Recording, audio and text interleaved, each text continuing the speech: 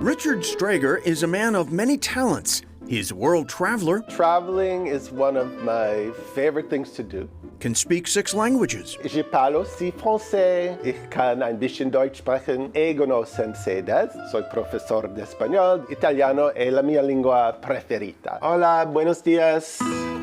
but perhaps most impressive is his profession, which quietly powers most of our country's colleges and universities. I've been teaching for over 10 years at Salem State University as an adjunct professor. A tenured professor at the school has a permanent position there. They're fully benefited. There's not that many of those positions available. And in fact, a lot of universities are cutting back on tenured positions because adjunct professors are cheaper. We're paid on an as-needed basis, so we can be basically cut at any point. This uncertainty can be unsettling for adjuncts who make up about 75% of the academic workforce. I think a lot of adjunct teachers are either really struggling because they might get a couple classes a semester and it's barely enough to live on, or they may have to supplement the teaching with other jobs. The COVID-19 pandemic has made matters worse as enrollment has dropped, fewer students, fewer jobs,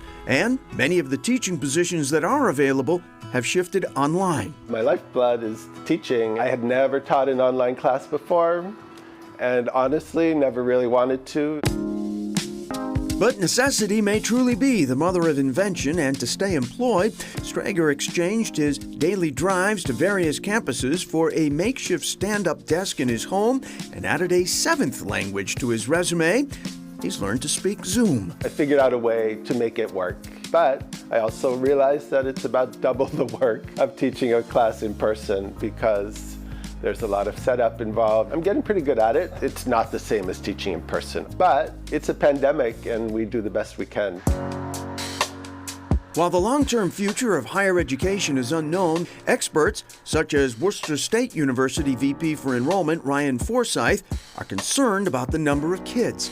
In northern parts of the country, there have been fewer numbers of college students finding their way to college year after year. The benefits of a college education are well documented. We know that earning potential for students with bachelor's degrees is higher than for high school students. We also know that unemployment is generally lower. And these numbers are generally COVID-proof, as lower-income households have experienced higher rates of unemployment during the pandemic. Students can attend and earn their bachelor's degree for somewhere around $10,000 for tuition and fees. That makes a college education attainable for many students.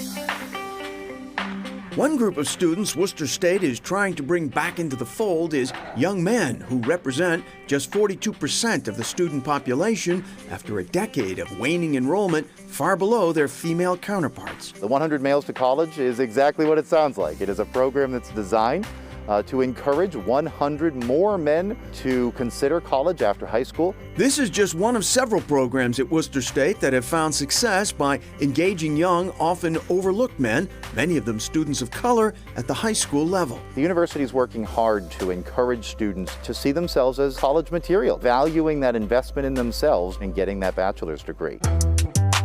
Angel Sotomayor is a freshman from Worcester in his first semester who credits the program with inspiring him to pursue a degree. This was a free opportunity for me to know what college was like. It also granted me acceptance into Worcester State, which I didn't have previously. But I feel like it did a lot more for me because I didn't even know if I wanted to go to college. Through the program, Angel came to campus during the summer to participate in a play. They ended up casting me as a role in the chorus. I don't think I'm going to be a big theater person, but I definitely enjoy it. I had a coordinator here, her name's Latchme, and she came to me at North High. She eventually told me that she wanted me to come to Worcester State. I feel like a lot of my friends don't have those people in their lives.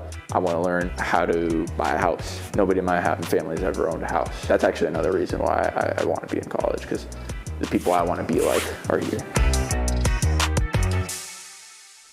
We talked about the drop in male college enrollment. There is also a decline in financial aid applications. Low-income families have been disproportionately affected by the pandemic, with limited access to guidance counselors and support structures to help navigate what can be a very confusing college aid process. Finally tonight, a bright future ahead.